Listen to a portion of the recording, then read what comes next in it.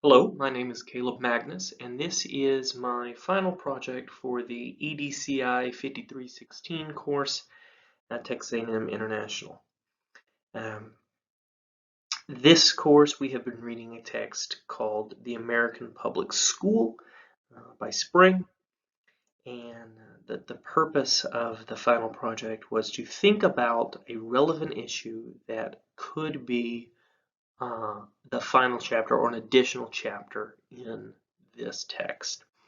And for me, I had a few different ideas, but a Supreme Court decision that came out incredibly recently, and in fact, the decision came out this morning, June 27th, when I'm filming this, um, and was so relevant and topical, I thought that this was the route to go.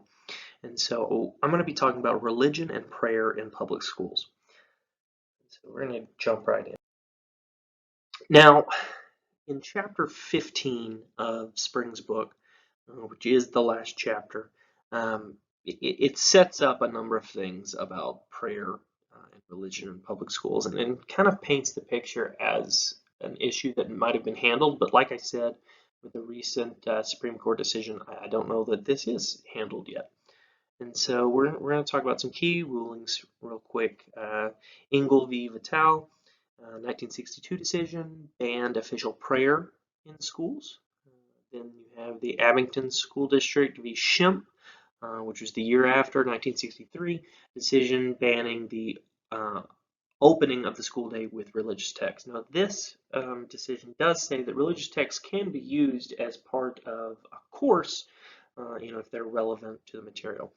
And so these are some rulings, and then in 2001 we have the No Child Left Behind Act, and it had section 9524, which was related to school prayer, and that required the U.S. Secretary of Education to issue guidance for protecting constitutionally approved prayer. So we had these decisions from the 60s that had very clearly defined that no prayer in public schools, no official prayer, but then you see a shift in the late 80s and 90s, even a push to try to get constitutional amendments protecting prayer in schools. Those don't happen, but we do have the No Child Left Behind Act, which includes this section, protecting constitutionally approved prayer. So this is private prayer by students. And so we have these rulings and policies. And so this might have kind of let you know that this issue was not fully buttoned up, but where did we go from here? Well, we have the most recent court decision. Like I said, it came out this morning as of me filming this, and it's Kennedy versus Bremerton School District, which says the Supreme Court decision that ruled private prayer by school employee is protected speech. Some background on this case. So Mr. Kennedy was a coach for the school district, and he engaged in private prayer after football games on the football field. According to Mr. Kennedy, it was never intended to be mandatory to the other players. He told them if they wanted to join, it was fine. It was a free country. It was never mandatory. And so this went back and forth between the courts on whether or not the school district should have fired him because of this, because he was promoting government, he was basically promoting government entanglement between the government, which was the school district in this case, and his religious beliefs, and that separation of church and state was an issue. But got to the Supreme Court, they've decided that no, that is protected. He should not have been fired. That was unconstitutional. He has the right to engage in these practices. So it's very recent. We have a decision. What does this mean going forward? Well, just some key pieces of information with no political leaning to it. There's a conservative majority on the Supreme Court. There are 6 conservative justices and 3 liberal justices. So more decisions could be coming. There could be more decisions that happen from this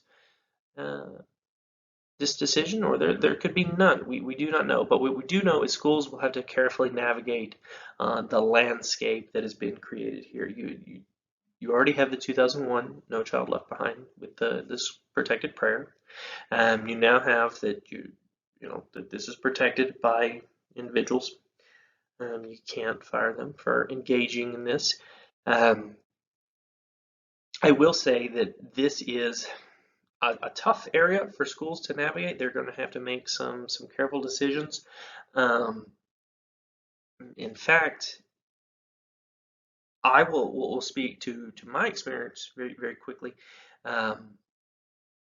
We had prayer led by sometimes the coaches, sometimes the players after the games, and sometimes that makes people feel uncomfortable. And so the fact that this might be protected, might not be protected, there's going to be more issues that arise from this, I think. Look at my references, right? So I tried to make sure that everything's properly cited here. I talked about most of my stuff came from our text, the Spring source, the American School. But if we look at the two references I found, just to make sure I was covering both sides of the spectrum, I have a Fox News source and a CNN source. And just in the headlines, the titles for these, the Fox News source was high school football coach scores big win at Supreme Court over post-game prayer.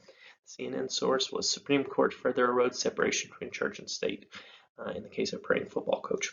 So we see here this has already become a fairly politicized issue and may become more so. And so going back to the previous thought that school districts are going to have to carefully navigate this, and we don't know what the full implications and outcomes are going to be because this happened so recently.